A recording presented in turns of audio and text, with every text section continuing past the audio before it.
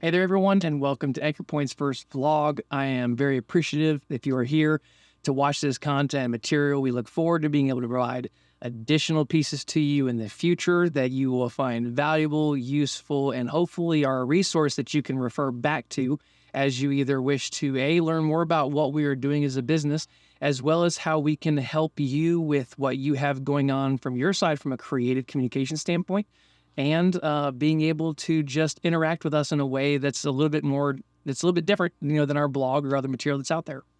There is something with this vlog that I want to be able to cover, and it's going to take us a little bit of time to get through this material, but it's going to be done kind of in segments or pieces of the vlog as we continue to do this.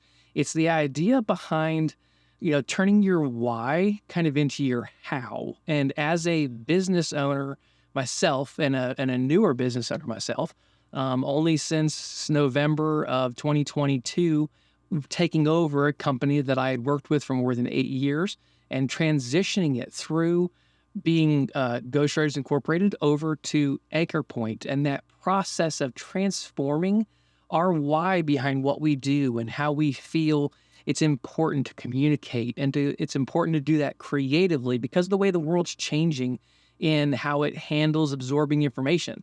And I just want to be able to share a couple pieces or tips today, as far as three of them specifically. There's 7 in total that I'll be able to dive deeper into as we go. But just cursory, those 3 that really helped me get past that why I wanted Anchor Point to be what it was and why I saw the need and the problem that existed out there when it comes to communication inside of industries, and specifically for medium to large size companies that have all the different silos of people who are trying to interact and communicate and how it can be done better. And then turning that into our how.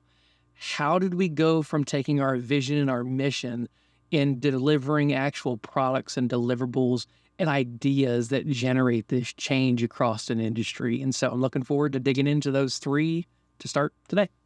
So the first one is what I call the power of goals.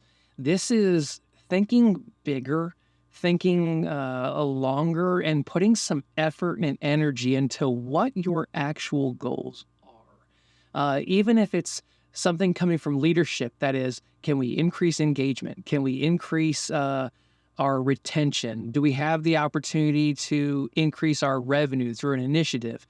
Every single one of those goals are good, but they're actually kind of short-sighted to a specific KPI or a specific measurement that a business finds valuable versus being able to understand, well, why do we want to increase our revenue? Why do we want to create more engagement? Why do we need an initiative that allows people to have more confidence in their job? And it's more of an emotional input. It's the ability to sit down with a team and think this through and understand the overarching reason why. And that power of a goal is because goals are extremely powerful and they can be as small as you need them to be, thinking like almost on a 15 by 15 minute basis. What's the goal of what I need to do in the next 15 minutes? What's the goal of what I need to do in the next hour? What's the goal of what I need to do in the next day, month, year?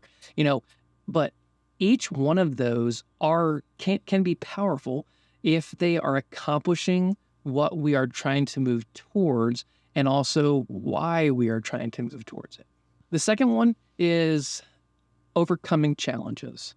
This one is one that speaks very personally to me because as a new business owner, being married, having kids, having friends, being involved in community, there are constant challenges that we interact with daily.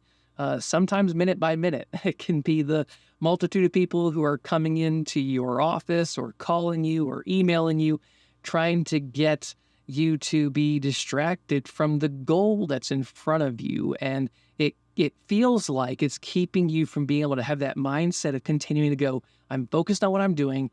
I know why I'm doing it. And here I am making steps towards it. And feeling like those are keeping you from being able to accomplish what's in front of you. But I have a secret. Those challenges are actually put in your path to expand and enhance the thing that you are working on. And they open up a lot of opportunity when your mindset can shift into how you handle those challenges and how you respond to them, or how you bucket them to certain areas, because they can open up a lot of various opportunities inside of a company, inside of your personal life, inside of your friendship and community. Challenges are there because they're designed to be used for us, and they're not designed to affect us. And so that's one I look forward to digging in deeper in a later vlog that we'll do at a later date. Number 3, this one actually has more to do with the how part versus the why part, and that's creating the action plan. This is being able to sit down and dig in and work out the actual milestones and timelines and details to what it is that you're trying to do. Because even the best goal, unplanned, it's planned to fail. And so you have to kind of create that opportunity to sit down with your team, to sit down with your leaders, to sit down with your spouse and work through these goals that you have for yourself, for your company, your family at large, and understand that it takes teamwork, and understand that every single person that's on that team is valuable, regardless of their status, regardless of what position they hold. They should have a place at the table to at least be heard, understood, and to a degree, you have to have the compassion to consider what they are saying as a means to integrate it into the overarching goal. Because regardless of what you're trying to do, whether it is a employee engagement initiative, whether it is a onboarding initiative, the end person who is being engaged with that material, or the benefit that it's supposed to give them, it's reliant on them feeling like they were part of the process.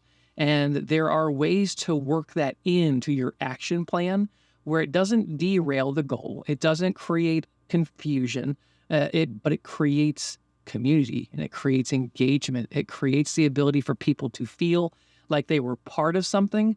Then they saw the process happen, and on the back end, they saw the benefit.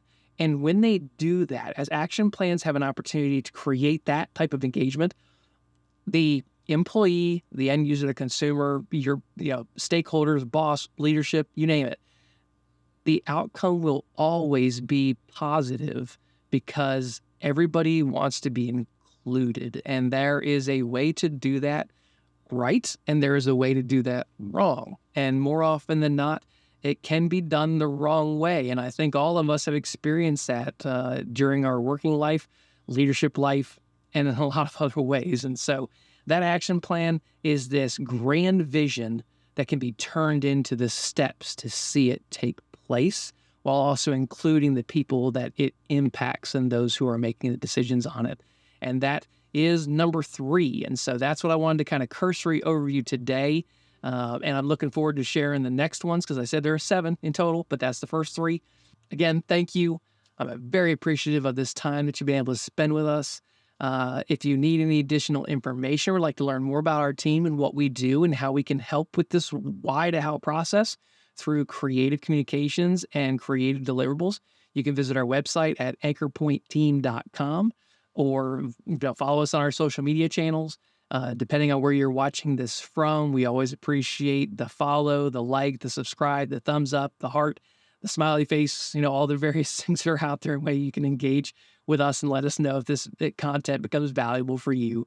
And through all of that, again, I look forward to diving a little bit deeper into point number 1 next time, which is the power of goals.